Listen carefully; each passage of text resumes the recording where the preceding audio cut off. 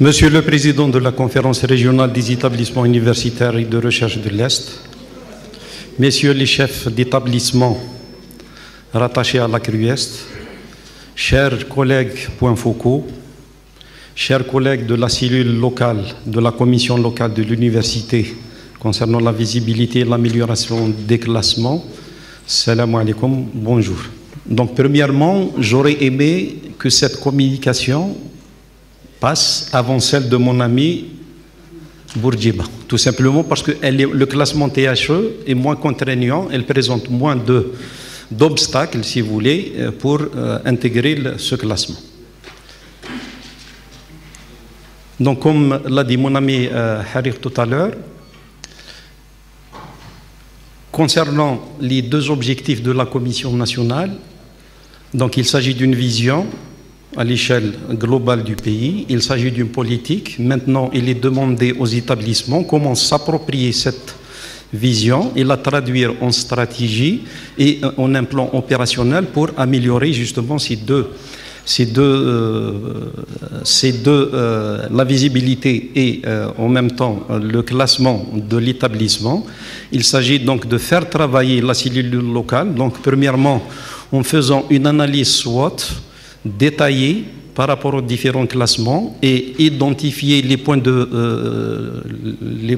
forces pour pouvoir les consolider, mais surtout identifier les faiblesses pour pouvoir, je dirais, les points d'amélioration pour pouvoir apporter les correctifs appropriés. Donc, comme est intitulée cette communication, donc tout est lié. Pour améliorer la visibilité, il faudrait bien améliorer, tout passe par les performances. Et les performances, donc ce n'est pas seulement les performances purement académiques, c'est-à-dire de l'enseignement, de la formation, de la recherche et de l'innovation, mais aussi nous avons toujours tendance à oublier une troisième mission fondamentale de l'université qui est, si vous voulez, la responsabilité sociale et sociétale. Et le classement THE prend en considération tous ces segments, tous ces aspects de l'université en général. Donc cette présentation sera articulée autour des points que vous voyez ici. Donc je vais aborder une introduction donc, où je vais en quelque sorte présenter les différents classements et la différence entre les différents classements. Ça va aider les points focaux en quelque sorte lors de leur analyse au niveau de leur établissement respectif. Ensuite, je vais présenter le classement THE et je vais présenter les différents classements qui découlent de ce classement mondial et enfin, je présenterai aussi un deuxième classement de THE qui est beaucoup plus basé sur l'impact de l'université en général sur son territoire et son environnement. Donc tout à l'heure, mon ami Bourguiba a présenté l'historique du QS et du THE, mais il faudrait aussi faire une observation, une remarque, c'est que la majorité des classements, que cela soit celui de Shanghai, THE, QS et d'autres, sont apparus particulièrement à partir de l'année 2003-2004. Tout simplement parce que c'est là où, si vous voulez, l'économie de la connaissance a pris de l'ampleur. C'est là aussi où l'événement de l'Internet a envahi le monde entier. Ça veut dire qu'il y a beaucoup plus de facilité pour pouvoir obtenir les données nécessaires pour faire les comparaisons entre les établissements de formation supérieure et de recherche en même temps. Donc la question principale qui est posée, c'est pourquoi ces classements ? Donc tout à l'heure, le communicant qui m'a précédé a présenté un certain nombre d'arguments et maintenant je vais rajouter quelques-uns. Premièrement, donc, il y a eu la mondialisation, c'est-à-dire il y a eu la mobilité internationale des personnes, que cela soit pour le personnel académique, que cela soit pour les étudiants. Il y a aussi un point très très important, qu'à partir donc de ces classements-là, on peut attirer les financements et les fonds pour pouvoir faire fonctionner tout le système de formation universitaire et de recherche scientifique, attirer aussi les compétences au niveau, que cela soit des étudiants ou au niveau des chercheurs et des enseignants-chercheurs. Donc tout cela a fait qu'il fallait donc des moyens de comparaison, de benchmarking entre les différents établissements pour pouvoir, en quelque sorte, faire les bons choix. Bien sûr, les différents classements se différencient par les objectifs et surtout par les indicateurs et les pondérations entre elles. Alors, j'ai résumé dans cette diapo les différents classements que la Commission nationale a catégorisés. Donc, vous avez la première catégorie, c'est les classements donc, de haute importance, c'est-à-dire les établissements algériens sont appelés à travailler comment intégrer ou améliorer, si vous voulez, leur position dans les différents classements. Et le deuxième de moyenne importance. Et par rapport à la première catégorie, si on fait une petite comparaison, on remarque que certains classements n'ont pas besoin, si vous voulez, de faire une demande ou d'intégrer ou de mettre sur le site de ce classement les différentes données statistiques concernant les établissements, c'est-à-dire qu'ils tirent leurs propres données à partir donc, de l'Internet et des bases de données qui s'y trouvent. Et par contre, nous avons les deux classements, celui qui a été présenté juste avant et le THE. Là, on fait appel à des enquêtes des académiciens, des universitaires, et on fait aussi appel à des enquêtes, si vous voulez, de renommée, des enquêtes comment mesurer la notoriété d'un établissement et de ses composantes humaines, mais aussi nous avons d'autres paramètres qui sont si vous voulez, donnés par les établissements eux-mêmes. Alors, je me suis amusé un peu à voir la position des établissements algériens, plus particulièrement les établissements de la Commission. C'est juste pour faire une comparaison, vous pouvez faire ça au niveau de chaque établissement et identifier, comme je l'ai dit tout à l'heure, les points de faiblesse, d'amélioration et les points forts. Donc, si on fait une lecture rapide, on voit que, par exemple, dans le classement Shanghai, nous n'avons que l'université de Sidi Bel Abbas qui a intégré ce classement par 3 disciplines, donc génie civil, génie mécanique et sciences des matériaux. Et nous avons aussi le US News et le classement URAP des Turcs qui se base essentiellement sur les performances académiques. Si on fait une lecture aussi, on voit que dans l'URAP on a 19 et dans l'US News nous en avons 4. Et si on fait une lecture détaillée, on voit que c'est les mêmes établissements, c'est-à-dire c'est les mêmes indicateurs pratiquement. C'est un peu plus difficile pour l'US News, mais il est abordable pour l'URAP tout simplement parce que nous avons déjà 19 établissements dans les 4000 classés. Les 4000 sur 25 000 se trouvant de par le monde. Les deux classements où l'ensemble pratiquement des établissements algériens y figurent, c'est le Wabometrics et le AD Scientific Index. Tout simplement parce qu'ils tirent leurs données sur lesquelles ils font, si vous voulez, les calculs pour classer les établissements. Ils les tirent donc dans les bases de données connues comme par exemple le Google Scholar ou les autres ResearchGate par exemple ou les autres bases de données. Arrivons maintenant pour le classement THE. Le classement THE a vu le jour en 2003, donc en collaboration avec le QS. De 2004 jusqu'à 2009, ils ont travaillé ensemble. Ensuite, à partir de 2010, THE travaille beaucoup plus donc, avec les données de Scopus.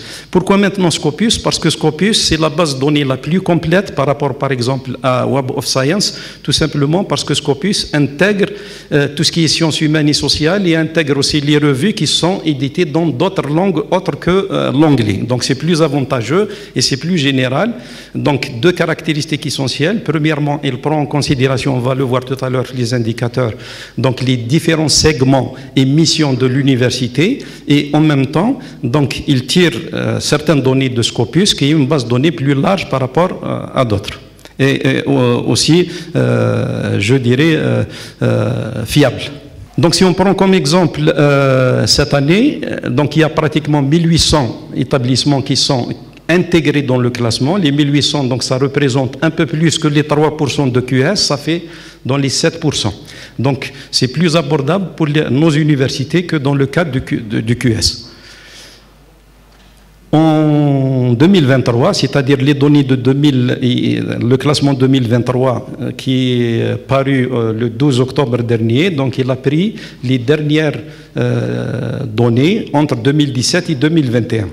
Donc il a analysé 121 millions de citations, chose qui n'est pas négligeable, tout simplement parce que Scopus, il intègre en moyenne chaque année 3 millions de références bibliographiques. Et 15 millions de publications ont été balayées. Et aussi, par rapport au QS, il y a aussi une enquête, si vous voulez, de renommée des établissements, mais cette enquête ne demande pas, n'exige pas à ce que les établissements envoient une liste de chercheurs ou d'universitaires de par le monde ou du pays. Tout simplement parce que les 40 000, par exemple, universitaires qui ont voté cette année pour le classement 2023, c'est THE lui-même qui les choisit sur un certain nombre de critères propres à lui, et il tient compte en quelque sorte de la dispersion et de la représentation de ces 40 000 par rapport aux disciplines, par rapport au pays et par rapport à beaucoup de paramètres, donc pour trouver un équilibre et que ces enquêtes-là soient fiables aussi, comme dans le cas du QS. Donc cette année aussi, enfin en 2022, il y a eu 2500 institutions qui ont introduit leurs données dans Scopus, parmi elles les 13 universités algériennes classées. Donc c'est un classement qui est reconnu de par le monde entier, par les institutions, par les universitaires eux-mêmes, tout simplement parce qu'il touche les différents segments, comme je l'ai dit, je le répète encore une fois, des activités des universités, c'est-à-dire la formation, la recherche, mais aussi les relations avec l'environnement socio-économique et la coopération internationale. Maintenant, comment un établissement intègre le classement TH? Parce que c'est volontaire, ce n'est pas comme dans le cas du Obometrix par exemple, donc c'est les établissements qui demandent l'adhésion à ce classement. Donc le premier critère, et c'est, si vous voulez, je dirais, si on surmonte ce critère, cette condition, le reste, c'est très facile. Le premier critère, la première condition, pardon, c'est qu'un établissement, pour qu'il puisse intégrer ce classement, il doit au moins avoir 1000 publications durant les 5 dernières années, avec un minimum de 150 publications par année. C'est-à-dire il y a un minima annuel de 150, mais il y a un minima sur les 5 ans de 1000 publications. Et la première chose, c'est une recommandation, je me permets de la faire aux collègues points focaux, c'est la première chose à faire, c'est-à-dire vous avez l'accès à Scopus, vous avez tous, et même les étudiants en master, en doctorat, les enseignants-chercheurs, ont un code SNDL. Donc pour accéder à SNDL, donc vous cherchez, vous avez les rubriques sciences techniques, sciences de la vie, sciences humaines et tout ce qui s'ensuit. Vous avez la dernière rubrique, multidisciplinaire. Si vous rentrez dans cette rubrique, vous allez trouver le lien de Scopus. Vous accédez à Scopus, vous avez donc un moteur de recherche et vous pouvez chercher par auteur, vous pouvez chercher, et il y a affiliation. Si vous mettez affiliation, il suffit de mettre le nom de la ville, sans mettre le nom exact de l'université. Vous avez donc les universités de cette ville, par exemple si on met CETIF, il y aura CETIF 2 qui va apparaître, CETIF 1, il y aura les unités de recherche avec les centres de rattachement, même le CHU va apparaître. Donc il suffit de choisir l'établissement et vous avez ensuite une fenêtre qui s'ouvre et vous avez le nombre total de publications de l'établissement. Si vous appuyez sur le nombre total des publications, donc vous allez ouvrir une autre fenêtre où vous allez avoir beaucoup plus de détails et une icône analyse. Si vous appuyez sur analyse, vous allez accéder ensuite à beaucoup d'informations concernant les chercheurs les plus publiants, les publications par année. Il y a beaucoup de données à tirer et c'est la première analyse que chaque établissement normalement doit faire pour se connaître lui-même et pouvoir travailler. S'il n'a pas les 1000 publications sur les 5 ans, s'il n'a pas cette première condition n'est pas remplie, donc il va travailler, il va mettre en place une stratégie sur une année, sur deux, et c'est comme ça qu'on peut avancer. Il ne faut pas croire qu'on peut accéder du jour au lendemain. Je vous dis par exemple, ici en 2007, quand il y avait les soutenances, c'était conditionné par, je me souviens, un article qui disait que la publication doit être, que l'article doit être publié dans une revue internationale de renommée établie. C'était comme ça. Donc il fallait en quelque sorte, au niveau des conseils scientifiques, plus particulièrement de deux facultés, faculté de technologie, à l'époque sciences de l'ingénieur et des sciences, donc il fallait quantifier renommée établie. Et ça a été le facteur d'impact, donc un facteur d'impact positif. Et c'est comme ça en quelque sorte qu'on sème une certaine culture. Ce n'est pas du jour au lendemain qu'on va changer les choses, mais si on trace, si vous voulez, on met en place une feuille de route, on met en place des objectifs, il suffit de réunir mener des activités pour pouvoir transformer ces objectifs en résultats. Donc la deuxième condition, donc il ne faudrait pas qu'un établissement, en quelque sorte, concentre son travail, ses performances de recherche sur une discipline ou deux. Il ne faut pas qu'une seule discipline, en quelque sorte, domine toute l'activité de l'université. Donc c'est une condition aussi très importante. Donc j'ai sauté la deuxième. Et il faut que l'établissement aussi assure des formations dans les 3 cycles, licence, master, doctorat. C'est-à-dire qu'il ne doit pas être seulement réservé à la formation par la recherche, la formation doctorale. La quatrième, du moment que les établissements doivent introduire leurs propres données, c'est les effectifs, les statistiques, les revenus, tout ce qui s'ensuit, il ne faudrait pas que certaines données manquent. Soit on met, par exemple, données non disponibles, soit on met, par exemple, 0. Donc, le classement ne va pas intégrer cet établissement. Donc, il faudrait aussi remplir le maximum, introduire le maximum de données. Il y a une liste de disciplines ou de sujets qui vont apparaître lorsqu'on introduit les données de l'établissement. Il faudrait aussi cocher les disciplines que cet établissement assure, c'est-à-dire les formations assurées par l'établissement. La dernière, c'est un établissement est blacklisté pour une raison quelconque, donc il ne peut pas, si les réserves ne sont pas levées, donc il ne peut pas intégrer le classement ou réintégrer le classement. Donc voici en quelque sorte les disciplines que vous aurez quand vous allez introduire les données spécifiques à chaque établissement. Donc pratiquement, il y a une trentaine et c'est tous les établissements algériens, mis à part, je parle des universités, centres universitaires, mis à part quelques écoles, pratiquement vont se retrouver dans ces disciplines-là, au moins un certain nombre de disciplines. Maintenant, la question qui est posée, comment THE obtient les données qu'il utilise pour classer les établissements? Donc il y a 3 sources de données. Il y a des données qui dépendent de l'établissement. C'est les données fournies par les établissements d'enseignement supérieur et de recherche scientifique, c'est-à-dire les universités, centres universitaires. Et ces données-là, on va les voir un peu plus en détail. Ensuite, il y a des données extraites de Scopus. C'est tout ce qui se rapporte à la production scientifique en termes de production elle-même, nombre d'articles et nombre de citations. Et il y a les données obtenues de l'enquête de réputation. L'enquête de réputation, on va le voir, elle compte pour pratiquement 30%. Elle concerne les enseignements et elle concerne aussi la renommée scientifique de l'établissement. Le classement, quand on introduit ces données et quand il y a un classement général de THE, celui qui est paru en automne, donc on introduit les données entre janvier et mars et le classement paraît en automne. Et demain, je dis bien demain, il y a le classement arabe qui découle, donc c'est un classement régional, mais qui découle des mêmes données. C'est les mêmes données qu'on a introduites, c'est les mêmes données utilisées pour le classement mondial, et il y a un classement donc par région. Il y a le classement arabe, le classement asiatique, le classement latino-américain, le classement des universités japonaises et le classement des universités américaines.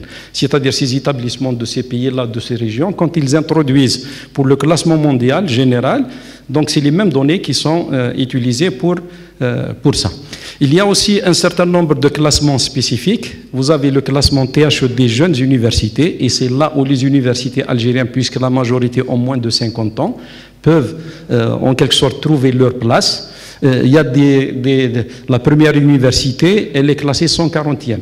Avant, l'année d'avant, il était classé 132e, c'est-à-dire on peut aller dans les 200 premiers facilement. Il y a aussi les classements par discipline. On a cité tout à l'heure un certain nombre de disciplines. Maintenant, ces disciplines ont été raccourcies à 7 ou 8. On va le voir juste après. Donc, c'est les mêmes données aussi.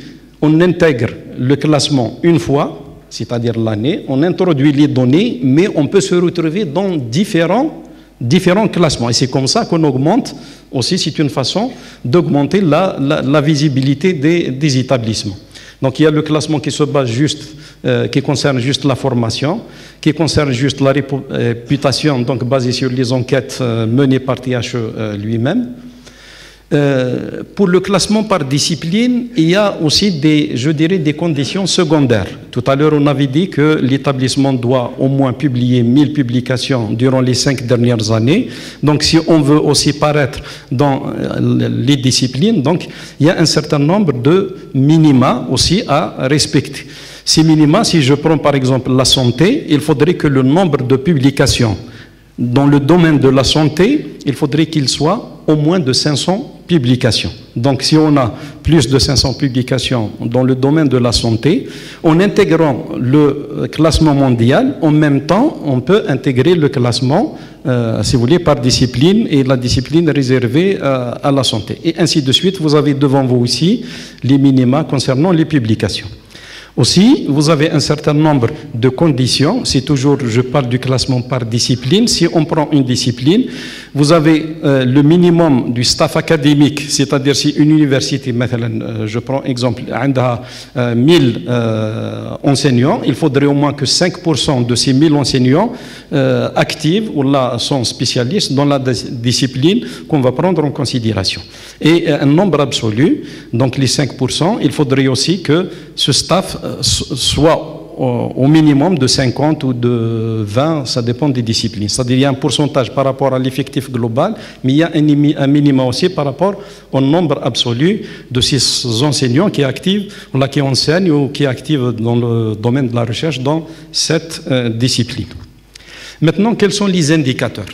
Donc les indicateurs sont de 5 catégories. J'ai dit tout à l'heure que ce classement couvre en quelque sorte toutes les activités, les missions des établissements du supérieur. La première mission, donc c'est l'enseignement, c'est l'environnement d'apprentissage, donc ça compte pour 30%.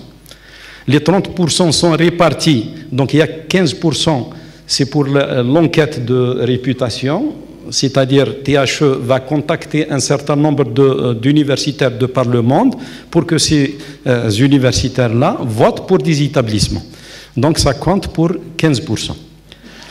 Donc le taux d'encadrement compte pour 4,5%. Bien sûr, les universités qui ont un taux d'encadrement, si vous voulez, proche de la moyenne mondiale, vont obtenir donc des points plus importants que si le taux d'encadrement, par exemple, laisse à désirer. Donc le rapport aussi des doctorants par rapport aux étudiants en graduation, donc troisième cycle divisé par premier, deuxième cycle, et le taux, donc ça compte 2,25%. Vous avez les doctorants qui, si vous voulez, qui ont été promus ou recrutés pour devenir des formateurs, ça compte pour 6%. Et vous avez le revenu institutionnel. Quand on parle de revenu institutionnel, donc ça sous-entend tout ce qui est frais d'inscription, et ainsi de suite. Parce qu'il y a d'autres revenus de la recherche, on va les voir la deuxième partie. Nous avons aussi le volet recherche. Le volet recherche, donc ça compte pour 30%.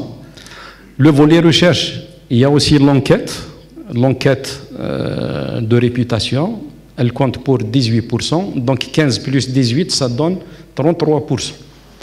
Maintenant, on a le tiers des notes sur 100%, le tiers compte est calculé sur la base de l'enquête de réputation.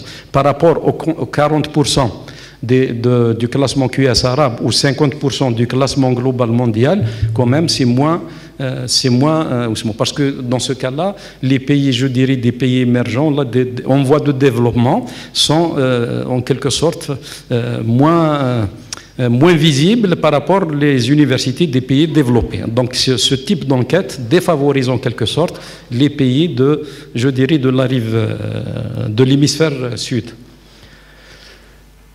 Nous avons les revenus de la recherche. Les revenus de la recherche, donc ça peut être des prestations de services, ça peut être la vente de brevets, ça peut être la vente de start-up et ainsi de suite. Donc les revenus donc propres à la recherche scientifique. Et la productivité de la recherche. La productivité ici, c'est les publications. Donc ça compte pour 6%. Ce qui fait la différence plus particulièrement entre les universités algériennes, c'est les citations, c'est-à-dire l'influence de la recherche, l'impact de la production scientifique des établissements. Ça compte pour le tiers pratiquement 30%.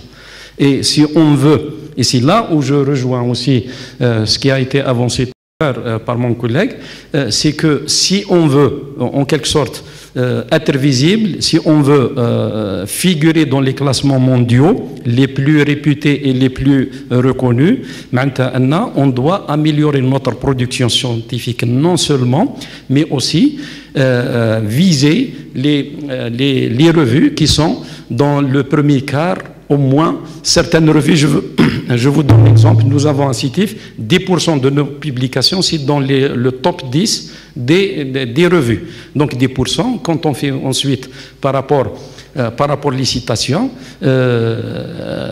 ça donne des chiffres quand même. Il y a certaines revues, c'est ce qu'on appelle les revues systématiques. Si on publie un article, ça peut rapporter gros. Nous avons aussi, par rapport à une autre famille d'indicateurs, c'est l'ouverture internationale. L'ouverture internationale, donc la coopération aussi, favorise facilement. Donc les articles cités, les articles produits en collaboration avec des chercheurs étrangers sont les mieux cités. Ensuite, je prends notre établissement comme exemple. Ensuite, arrivent en deuxième position les articles, si vous voulez, publiés avec des universités nationales du voisinage. Ensuite, les articles produits entre différents labos.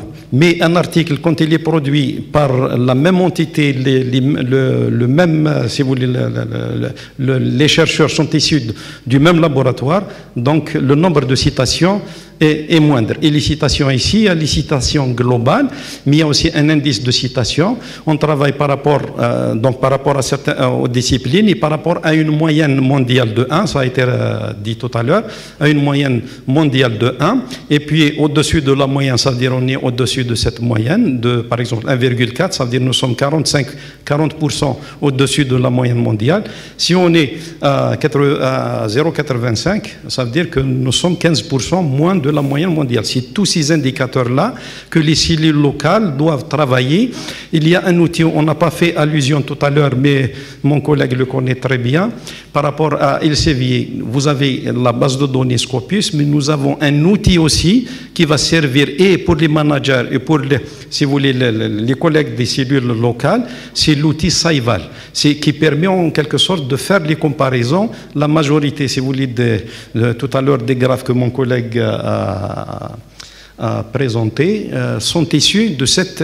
Il est indispensable que, si vous voulez, cet outil soit, que les établissements s'accaparent cet outil et qu'ils l'utilisent à bon escient, parce que ça permet de faire avancer les choses, de chercher quelles sont les universités les plus porteuse en quelque sorte si on collabore, si on fait de la coopération avec elles, si on signe des conventions, si on ne signe pas une convention comme ça, on doit cibler les universités qui peuvent nous, en quelque sorte, nous appuyer d'une façon indirecte dans les classements et dans la visibilité. Nous avons l'ouverture à l'international. Donc l'ouverture à l'international, nous avons aussi la proportion des étudiants internationaux. Donc un étudiant qui forme seulement des nationaux, ça veut dire en quelque sorte il n'est pas ouvert à d'autres. Donc ça compte pratiquement pour 2,5. Le taux du personnel international aussi, c'est les enseignants ou les chercheurs des autres pays si vous voulez, ne travaillent pas en quelque sorte dans des établissements algériens. Donc ça nous pénalise à 2,5%. Nous avons la collaboration internationale, nous l'avons dit tout à l'heure, par rapport aussi aux publications. Le fait de publier avec des collègues étrangers, donc ça permet aussi de rapporter 2,5, ça compte pour 2,5% de points. Il y a les revenus de l'industrie. Tout à l'heure, nous avons parlé des revenus de la recherche. Il y a les revenus de l'industrie. Ça peut être aussi donc, de l'innovation qu'on transfère, soit de la valorisation directe des résultats de la recherche. Donc ça compte aussi pour 2,5%. Vous voyez que ce classement, en quelque sorte, il est abordable tout simplement parce qu'il couvre tous les domaines, toutes les missions de l'université, et chaque université algérienne fait de l'enseignement, chaque université algérienne pratiquement a un certain nombre d'activités de recherche, et chaque université publie, et ainsi de suite. Donc vous pouvez en quelque sorte, je m'adresse aux collègues des cellules locales, vous pouvez faire des analyses, je le souligne, SWOT, pour votre propre établissement, et vous allez tirer en quelque sorte des conclusions qui ne peuvent être que bénéfiques pour améliorer et la visibilité et les performances et le classement. Et les performances, si vous voulez, sur l'ossature de l'amélioration de cette visibilité et l'ossature pour l'amélioration des différents classements. Quelles sont les données maintenant demandées par THE lorsque la compagnie est ouverte, généralement entre janvier et mars? Donc il y a un certain nombre de données disponibles et faciles à rassembler par n'importe quel établissement. Donc il s'agit des données relatives au personnel de l'université, enseignants-chercheurs, personnel de soutien ATS, les étudiants inscrits, les diplômés, les sortants, les revenus de l'université et tout ce qui s'ensuit. Donc c'est des données qui existent déjà au niveau de chaque établissement. Seulement, il faut s'y prendre à temps. Il faut aussi, si vous voulez, ne pas se tromper, choisir exactement les données demandées par THE. Et il y a des données donc globales de l'établissement, mais il y a des données que vous allez introduire pratiquement par discipline. Donc il y en a 7 ou 8 disciplines, parce que c'est à partir de ces données-là qu'il y a le classement partiel par discipline. Le nombre du personnel académique, donc c'est le nombre de personnel académique d'origine nationale. Nous avons déjà introduit le national, la première donnée. Donc, et on nous demande aussi, par rapport à la coopération, le nombre d'enseignants ou d'enseignants-chercheurs ou de chercheurs concernant, donc, qui sont d'origine internationale. La même chose. De par le monde, avec le développement durable, il y a la parité aussi des sexes. Donc on demande aussi le pourcentage ou le nombre du personnel féminin, de telle sorte à ce qu'il soit introduit aussi dans les calculs pour le classement. Le nombre de chercheurs, surtout pour les universités, ce n'est pas tous les enseignants-chercheurs qui font de la recherche, mais il y a seulement des enseignants qui ne font pas de la recherche. Donc le nombre d'enseignants-chercheurs et le nombre de chercheurs, pratiquement, il est différent. Donc généralement, pour le nombre de chercheurs, on prend ceux qui sont intégrés dans les entités de recherche, laboratoires, unités, ainsi de suite. Le nombre total d'étudiants, donc vous avez aussi un certain nombre de catégories à donner en termes de statistiques. Le nombre d'étudiants d'origine internationale. Il y a le nombre d'étudiants féminins, et ça rapporte gros par rapport au classement féminin parce que le taux d'étudiantes est très important, donc pratiquement ça aide les établissements locaux. Il y a aussi le nombre d'étudiants inscrits en licence, le nombre d'étudiants inscrits en master et le nombre d'étudiants inscrits en doctorat. Le nombre d'étudiants en mobilité internationale, c'est-à-dire ceux qui partent de l'établissement considéré vers d'autres établissements à l'étranger, le nombre de diplômes délivrés le premier cycle, le nombre de doctorats délivrés, donc il y a deux catégories, le doctorat en entreprise professionnelle et le doctorat académique, et chez nous ce n'est pas encore le cas. Les revenus institutionnels, donc les revenus de la recherche, les revenus de l'industrie, plus les revenus des inscriptions et tout ce qui s'ensuit. Ça, c'est pour le classement global, donc de THE. Si vous voyez, donc il y a moins de conditions, moins de contraintes pour pouvoir intégrer ce classement. Si on a le minimum avec des 1000 publications, donc c'est le premier travail à faire par les établissements, si on a le minimum des 1000 publications, donc on intègre facilement le classement. Et nous avons déjà, l'exemple a été donné par 13 établissements, et il y en a d'autres qui sont sur la porte d'entrée, et les autres donc, peuvent suivre facilement. Il suffit de s'y mettre et de mettre en place une stratégie qui permettra à l'établissement X de pouvoir donc se retrouver dans le prochain classement de 2024. Le classement impact, je viens de le dire, donc le développement durable est très demandé dans, si vous voulez, au niveau à l'échelle internationale et au niveau de certains pays. Donc le THE aussi a mis en place un classement spécifique où il prend en considération le degré si vous voulez, de réalisation des 17 objectifs du développement durable des Nations Unies. Donc c'est un classement à part de THE qui nécessite d'autres données qui sont différentes des données dont je viens de parler. Donc ce classement, il prend en considération 5 indicateurs. C'est toujours le développement durable lié aux activités de l'université. Donc l'enseignement, la recherche, la sensibilisation, c'est-à-dire l'implication de cet établissement par rapport à la sensibilisation de toute la société et de toute, si vous voulez, de tout son environnement concernant le développement durable, et l'implication de cet établissement dans le cadre de sa propre gestion et en mettant en exergue donc un certain nombre d'objectifs du développement durable. Donc, concernant l'enseignement, c'est-à-dire est-ce qu'il y a des formations, est-ce qu'il y a des matières, est-ce qu'il y a des personnes qui, si vous voulez, mettent en exergue les 17 objectifs du développement durable. Dans le cadre de la recherche, et c'est là où vient aussi l'outil dont j'ai parlé, SciVal, dans le cadre de la recherche, est-ce que l'établissement, dans ses recherches scientifiques, il intègre la dimension de développement durable? Donc, il suffit que THE cherche, si vous voulez, dans les bases de données de Scopus, il voit le nombre de publications et de citations qui travaillent dans le cadre du développement durable. Et ça aussi, c'est un paramètre très important qu'on prend en considération. La gestion, comme je l'ai dit, c'est-à-dire est-ce que dans la gestion quotidienne, dans la gouvernance en général de l'établissement, est-ce que la dimension du développement durable avec les 17 objectifs est prise en considération, oui ou non? La sensibilisation, je l'ai dit, donc c'est l'implication de l'établissement à diffuser la culture développement durable au niveau de la société en général. Donc c'est juste un rappel, vous avez les 17 objectifs du développement durable des Nations Unies, et ce classement-là est plus facile et très abordable pour les établissements algériens, tout simplement parce que, comme vous le savez, la politique du pays est beaucoup plus une politique sociale depuis la déclaration du 1er novembre.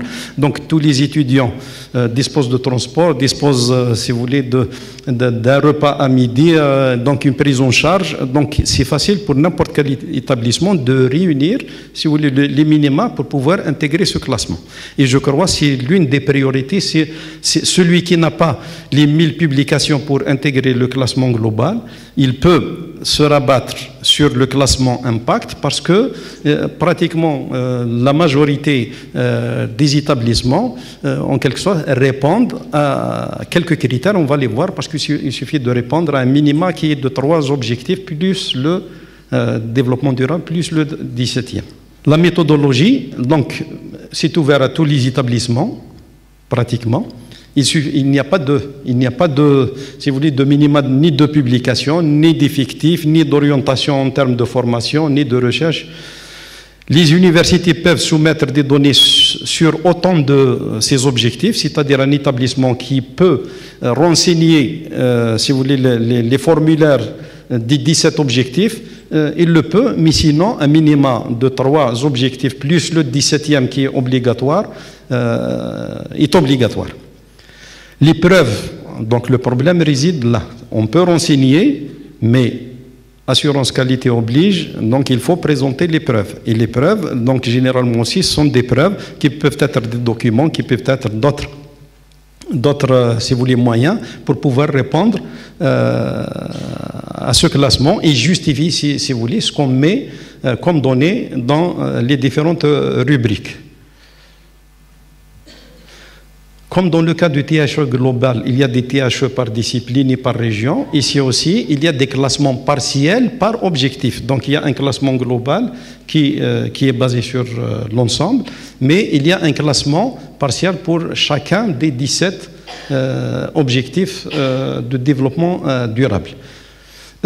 Si vous avez besoin par rapport à ce classement-là beaucoup plus de détails, nous avons dans ce classement 5 universités déjà qui sont dans ce classement. L'université Msila, je crois Guelma, Bjaya, il y en a 2. Non, c'était Orange, je crois. Donc il y a déjà 5 ou 6 établissements qui figurent dans ce classement. Et comme vous le voyez, donc on peut être visible, c'est un moyen de rendre l'établissement visible et il n'est pas exigeant, c'est-à-dire les données à introduire, les justificatifs et les preuves sont moindres que dans le cas du QS, ils sont moindres aussi que par rapport le THE global. Maintenant, l'étape de la collecte des données. Donc pour le classement global, c'est janvier-mars. Donc c'est des données statistiques des universités, c'est les effectifs, c'est les revenus, c'est les taux d'encadrement et tout ce qui s'ensuit. Vous avez donc par domaine, ou là par subject, vous avez le mois de juin-juillet pour valider ce que vous avez introduit en mars pour le global. Vous pouvez en juin-juillet valider par discipline si vous voulez, par exemple, apparaître dans un classement partiel d'une discipline. Vous avez pour le classement THE Impact, donc le volet Impact sur la société, vous avez la période d'octobre-novembre. Cette année, c'était entre le 19 septembre et je crois le 11 novembre. C'était le dernier délai donc, pour introduire. Pourquoi cette date? Tout simplement, on ne doit pas attendre septembre pour pouvoir ramasser les données et donc il faut s'y prendre dès maintenant. La même chose par rapport aux données de THE global. Donc on ne doit pas attendre le dernier jour pour pouvoir introduire. De toute façon, les présentations ici vont être distribuées via les conférences régionales. Je souligne que c'est les mêmes présentations qui ont été faites à Alger et à Oran concernant les 2 autres conférences régionales.